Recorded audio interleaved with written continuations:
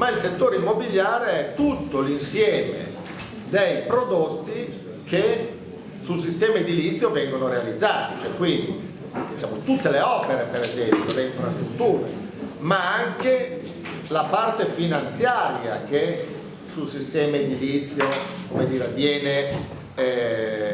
si va a sovrapporre, cioè per cui per esempio i fondi immobiliari sono grandi fondi di investimento dove i beni che vengono apportati, siano case, centri commerciali, quartieri, diritti edificatori, eccetera, a un certo punto sono indivisi, cioè tu non sei più proprietario del tuo pezzo che hai portato dentro al fondo immobiliare, ma tu sei proprietario di una quota generale del fondo immobiliare, e questi fondi immobiliari, che spesso sono anche quotati in borsa, sono gestiti in maniera da insomma, devono accumulare valore, e quindi diciamo la compravendita e diciamo, tutto quello che viene fatto nella gestione dei beni che sono inglobati in questi fondi diciamo, è finalizzata solo a produrre valore.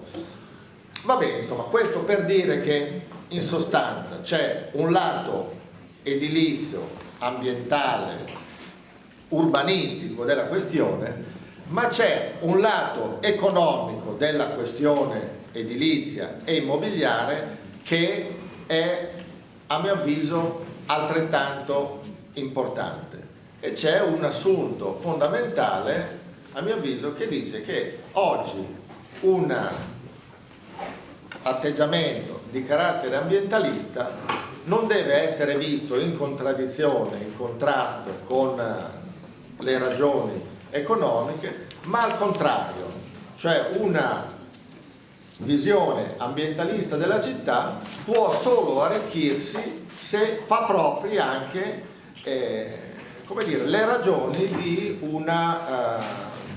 un'economia consapevole.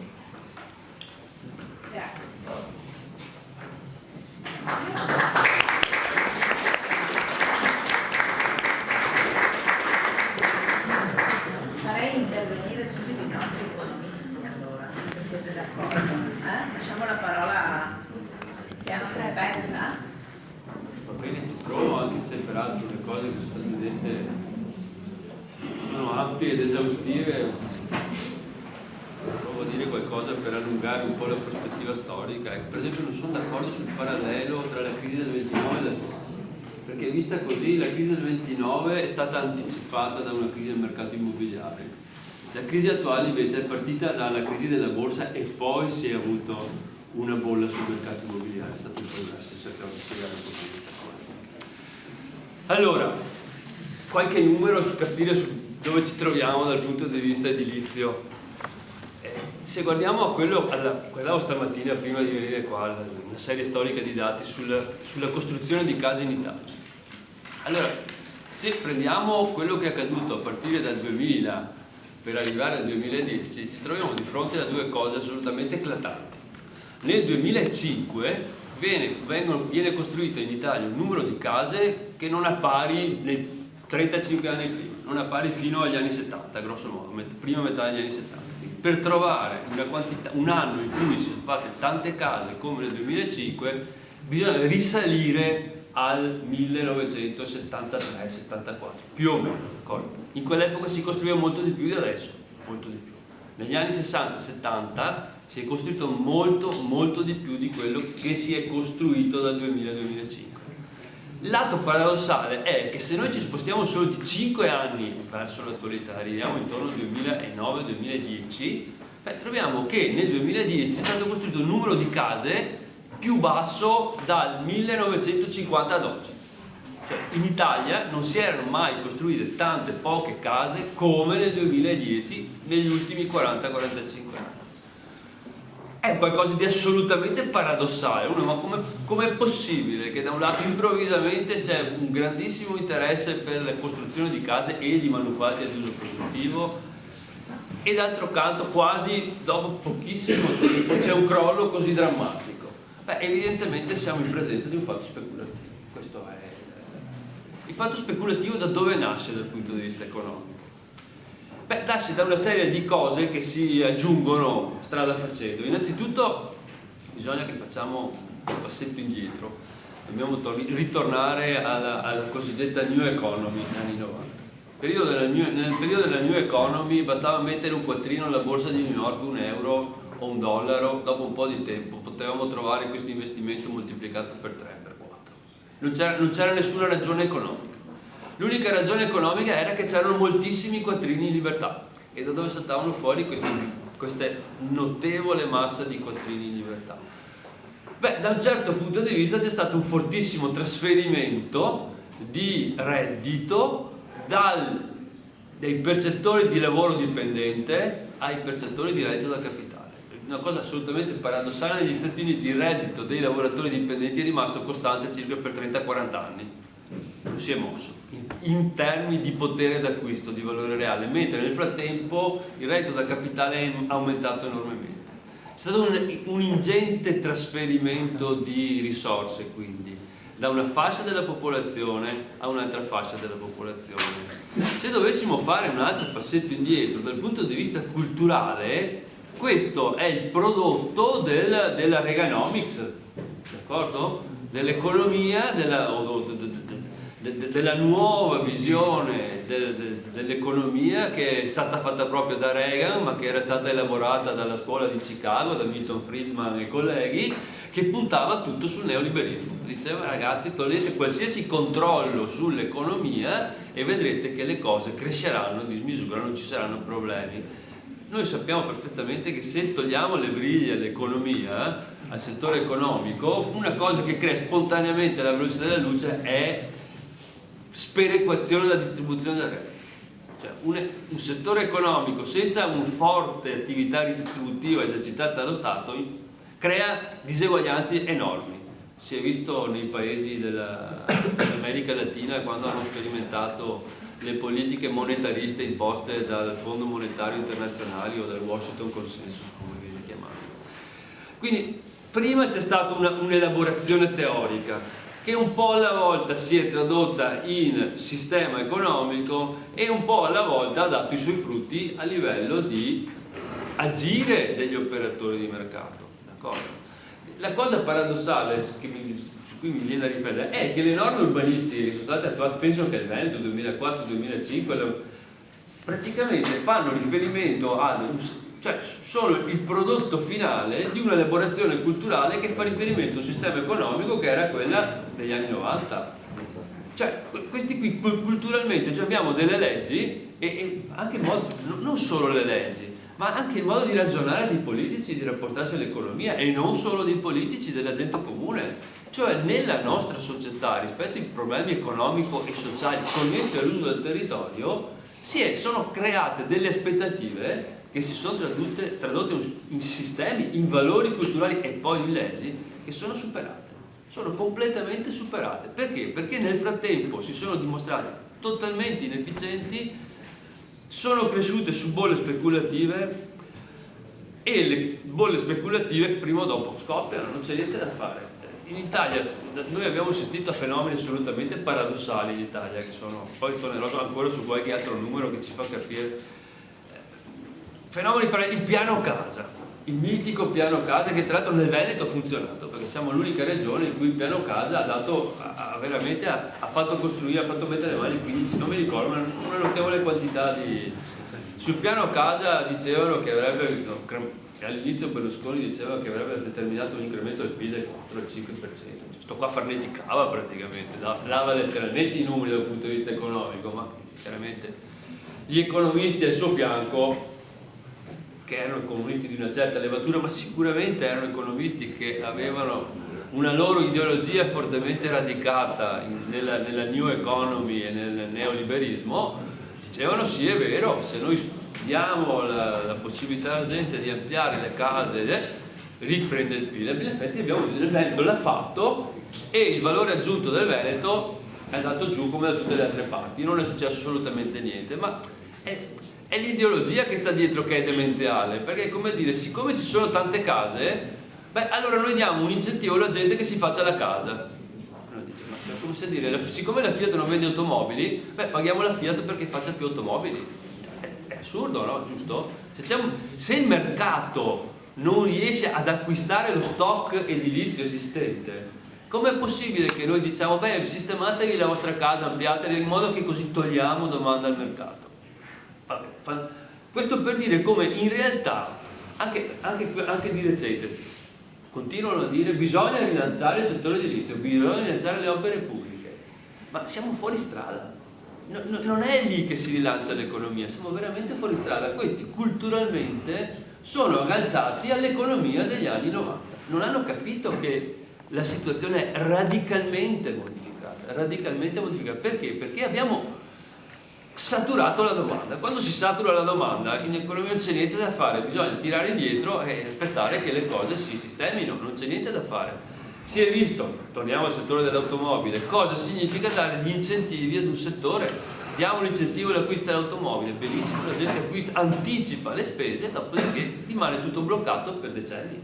È così. Adesso nel patrimonio immobiliare che abbiamo messo apriamo un'altra parentesi, il Veneto è la regione in cui in Italia si è costruito di più. E uno dice, ma perché si è costruito così tanto nel Veneto? Anche qui stavamo facendo le solite filosofie sulla locomotiva del nord-est, eccetera, eccetera. In realtà, entrati nell'euro, l'economia del nord-est si è fermata. Stop, perché viveva evidentemente su continuo aggiustamento dei tassi di cambio con l'estero, cioè, o almeno abbiamo approfittato abbondantemente di questo meccanismo per rilanciare periodicamente la nostra economia. In realtà soffriamo della crisi come in tutto il resto d'Italia. In più abbiamo trasferito una quantità enorme di capitali nel settore immobiliare, siamo pieni di capannoni di cui non sappiamo cosa farne. Cose paradossali, cioè nel Veneto abbiamo costruito mediamente più capannoni, non mi ricordo il dato, ma nel Veneto erano circa 4.000 metri cubi di capannoni per chilometro quadrato, sto dando un po' i numeri, nel nord Italia erano 2.000, cioè mediamente il doppio di capannoni abbiamo realizzato nel nostro territorio. E questo non è senza riflessi sul sistema economico, questo ha effetti pesanti, perché vuol dire immobilizzare dei capitali mettendoli là, sperando che succeda qualcosa. In un periodo in cui l'occupazione dell'industria stava diminuendo, c'è stato un boom nella costruzione di capannoni ad uso industriale. Un'altra riflessione che è da fare sul boom edilizio dei primi anni 2000 è che mentre negli anni 60 eravamo in una fase di intensa crescita dell'economia, quindi si facevano molte case, si facevano molte fabbriche, perché? Perché c'era un'economia in fortissima espansione. Il paradosso dell'ultimo boom edilizio, perché di boom edilizio si è trattato, visto che erano 25 anni, 30 anni che non capitava niente di simile, è che ci sono state fasi, si è investito moltissimo nel cemento in un momento in cui l'economia si era completamente bloccata. È un sistema, voglio dire, c'è chiaramente qualcosa di anomalo dietro quello che è accaduto, e l'anomalia sta appunto nella finanziarizzazione dell'attività edilizia. Mi ha colpito l'idea del cubo, devo dire il vero. Adesso posso dire ancora un'altra. La settimana scorsa ero ad un convegno che parlava di opere di mitigazione dell'impatto delle infrastrutture stradali, e un architetto che tra l'altro insegna non qui allo IUAV ma in un'altra università italiana, e che però fa il libero professionista, ovviamente è dentro una società che mi pare abbia in mano 30-40 piani urbanistici del Veneto, ha detto: il dimensionamento del piano adesso non si fa più come una volta, partendo dalla crescita della popolazione, bisogno di verde pubblico, eccetera. Cioè, il dimensionamento non parte più dalle proiezioni sul futuro dell'evoluzione del territorio, no. Il dimensionamento si fa sui bisogni della cittadinanza. Hai bisogno di un parco urbano? Benissimo, ti metti d'accordo con una società finanziaria, gli dai un terreno, glielo fai edificabile, e questi qui col gioco dei crediti edilizi ti danno la possibilità, e la perequazione ti danno la possibilità di farti il parco urbano. Cioè praticamente il territorio è bancomat, d'accordo? indipendentemente da considerazioni che riguardano l'equilibrio idraulico, l'equilibrio ambientale, l'equilibrio economico, eccetera, eccetera. Cioè, hanno rovesciato il problema. Abbiamo bisogno, utilizziamo il nostro capitale sociale, magari anche per pagare i pulmini, non lo so, dei bambini che vanno all'asilo, ma vi rendete conto che se questo è il punto di partenza è impossibile parlare di pianificazione urbanistica.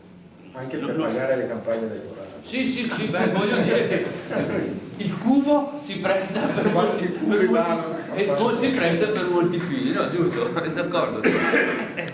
Cioè, se la logica di un architetto in gamba, voglio dire, d'accordo, è diventata questa, io temo che veramente è successo qualcosa di strano nel nostro modo di rapportarci al territorio. La finanziarizzazione, butto €1 là e qualcosa succede. E poi io riflettevo girando il libro ed ero lì che scrivevo numerini, perché in realtà hanno inventato per un po' di tempo veramente la macchina, parli di una sorta di catena di Sant'Antonio nel libro, no? Giusto, più o meno. Hanno inventato la macchina per creare i quattrini. Allora, le banche avevano un pozzo di soldi da una parte, perché col meccanismo del subprime e della cartolarizzazione le banche si sono riempite di quattrini a un certo punto. Uno dice l'America, va bene, la borsa di New York vale, il capitale della borsa di New York attualmente vale 3,5 volte il PIL degli Stati Uniti, 3,5 volte. Negli anni 60 era il 30%. In Italia la ricchezza finanziaria è due volte e mezzo il prodotto interno lordo, due volte e mezzo il prodotto, cioè ci rendiamo conto della massa di denaro che sta circolando su questa casa. Allora il giochino era facile, la banca ha denaro, si diceva prima, la banca c'è un privato che acquista un terreno agricolo, gli viene trasformato in terreno edificabile, magari il comune si fa anche il verde pubblico, perfetto. La banca a quel punto può finanziare contemporaneamente la costruzione del fabbricato e chi la acquisterà. Cioè, il paradosso era questo, cioè, si creava un valore immobiliare praticamente, io pago la costruzione, il costruttore può vendere anche quasi in pareggio a questo punto, non è vero. Lui ha già realizzato un plus valore, una plusvalenza immensa, d'accordo? 10 volte, 15 volte il capitale investito da terreno agricolo a terreno urbanizzato. Pensate la storia di Veneto City, insomma Veneto City è un'area di 80 ettari, moltiplicate un valore di 100.000 euro a ettaro, terreno agricolo, a 1 milione e mezzo di euro a ettaro, quelli lì a questo punto l'affare della vita l'hanno già fatto e possono anche fare previsioni allucinanti sul fatto che lì verranno creati qui 13.000 posti di lavoro, farneticanti dal punto di vista economico, e i politici hanno detto sì, è vero, va bene. Non a caso la Regione Veneto ha approvato questa cosa come un intervento mirabolante per lo sviluppo del territorio. Ma per dire che veramente il meccanismo che hanno messo in piedi sembrava il sistema avevano trovato la fabbrica dell'oro, cioè gli alchimisti l'hanno cercata per secoli e evidentemente i nostri finanziari l'hanno trovata lì per lì, insomma, d'accordo. Cos'è che mette in crisi questo schema? Viene messo in crisi innanzitutto dal fatto che tu non puoi pensare di avere capitali da investire a rendimento praticamente nullo per sempre.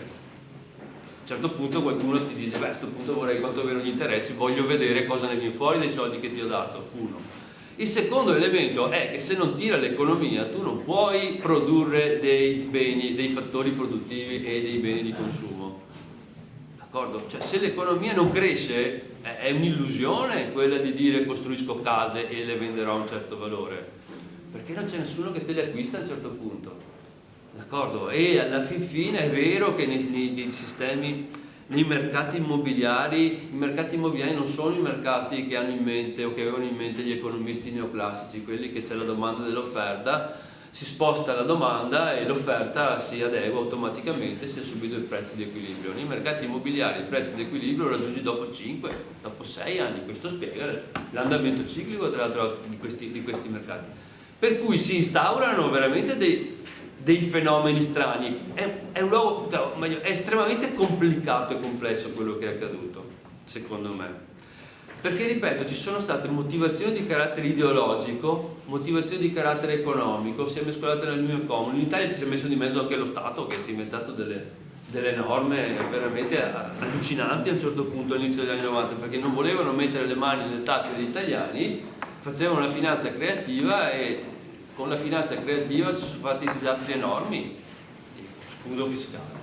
Scudo fiscale vuol dire che improvvisamente tornano a casa una quantità di capitali, l'economia non tira, dove li mettiamo? Sul mattone, è talmente ovvio.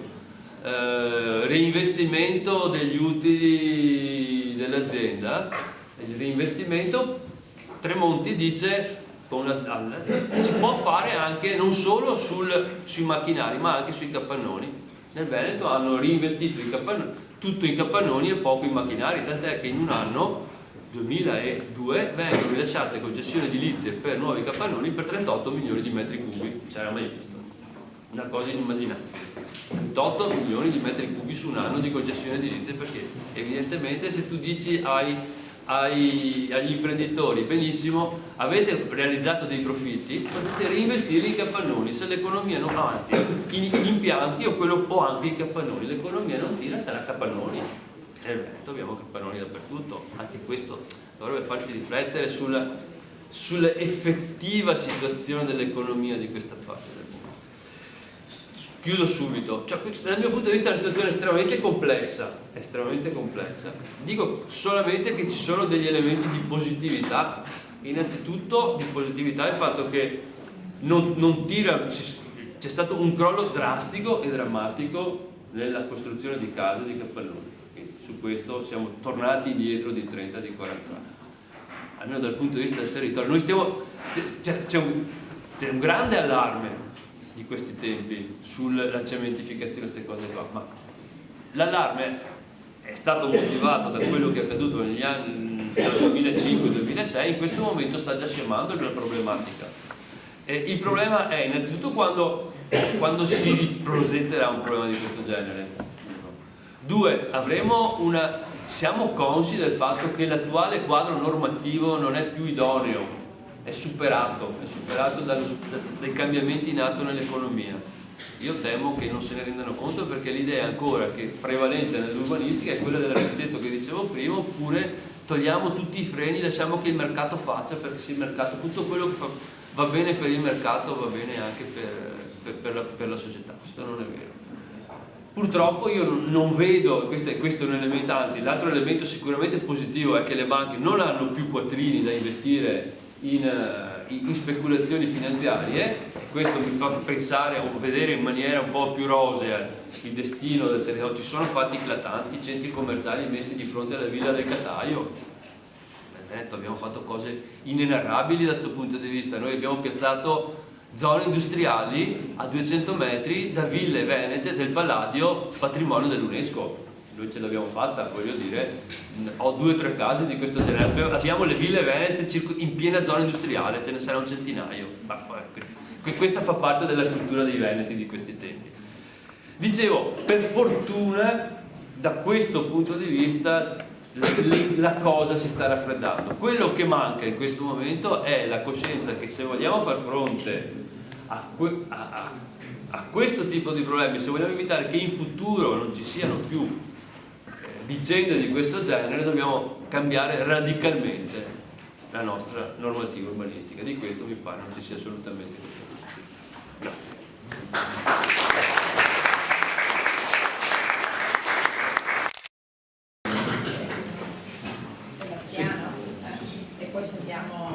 Ritorniamo sull'economia tipica. Io sarò molto breve, anche in virtù delle relazioni ultra esaustive di chi se ne intende davvero e lavora quotidianamente su questi dati, e fa piacere poi tra l'altro che questi discorsi vengano fatti a futuri architetti, anche perché sembra che... Pianificatori. Scusate. Pianificatori.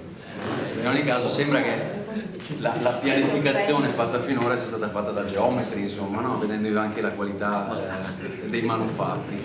In ogni caso io, leggendo l'interessantissimo lavoro di De Gasperi, condivido assolutamente la tesi che il disegno della città appartiene alle banche, agli immobiliaristi e soprattutto anche ai lobbisti, cioè sono loro che decidono l'urbanistica.